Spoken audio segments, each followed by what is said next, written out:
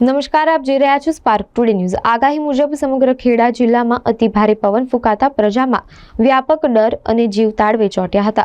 અચાનક અણધાર્યો ભારે પવન અને વરસાદથી ખેડૂતો સહિત લોકોને વ્યાપક નુકસાન પહોંચ્યું હતું। ઠેર ઠેર સાઇનબોર્ડ, હોર્ડિંગ્સ અને મકાનોના પતરા હવામાં ઉડતા નજરે પડ્યા હતા, તેમજ ઠેર ઠેર વૃક્ષો ધરાશાયી થવાના બનાવો બન્યા હતા।